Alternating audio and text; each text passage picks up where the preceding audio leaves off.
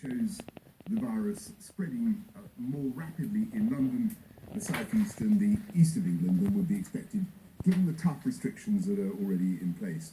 And I also received an explanation for why the virus is spreading more rapidly in these areas.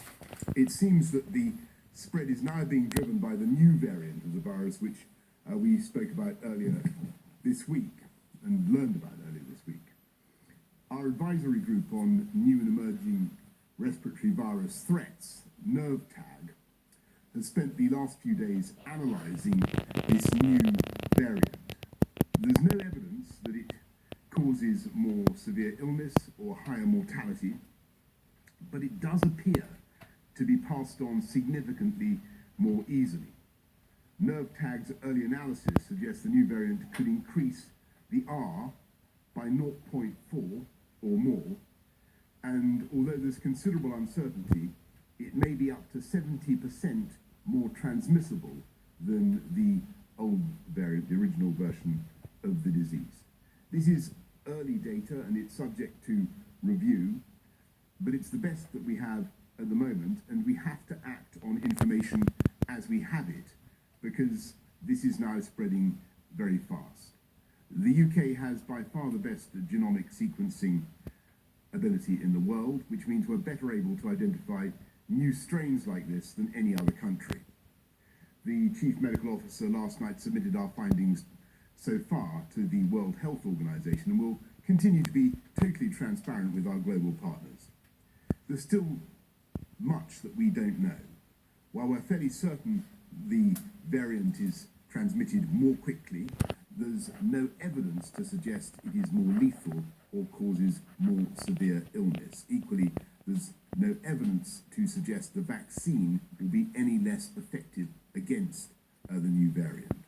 Our experts will continue their work to improve our understanding as fast as we can. So we're learning about it as we go, but we already know enough, more than enough, to be sure that we must act now. So I met ministers on the COVID Operations Committee last night, and again first thing this morning.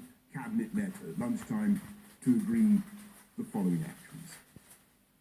First, we will introduce new restrictions in the most affected areas, specifically those parts of London, the southeast and the east of England, which are currently in Tier 3.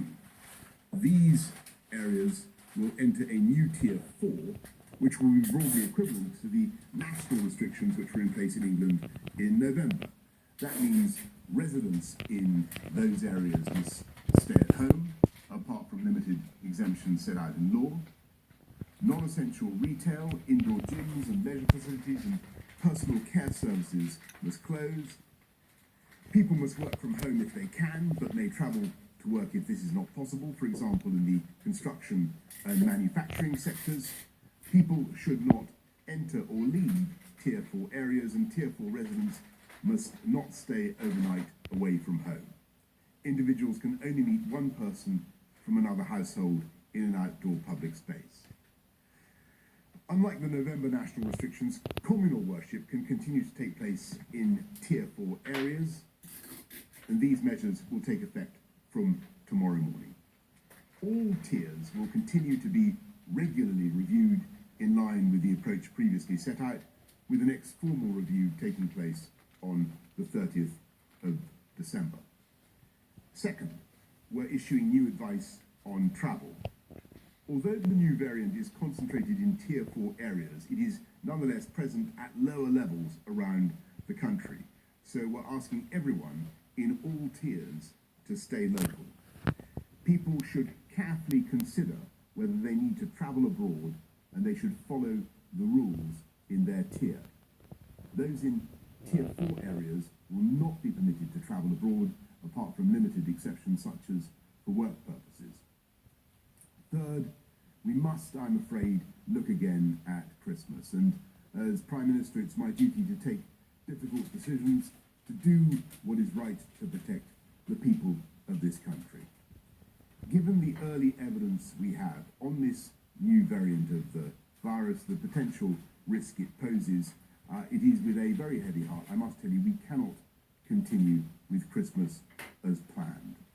In England, those living in Tier 4 areas should not mix with anyone outside their own household at Christmas, though support bubbles will remain in place for those at particular risk of loneliness or isolation.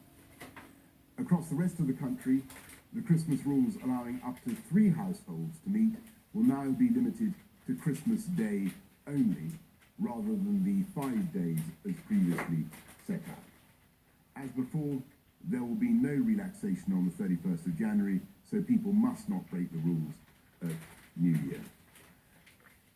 They must not break the rules at New Year. It's very, very important to emphasise that. I know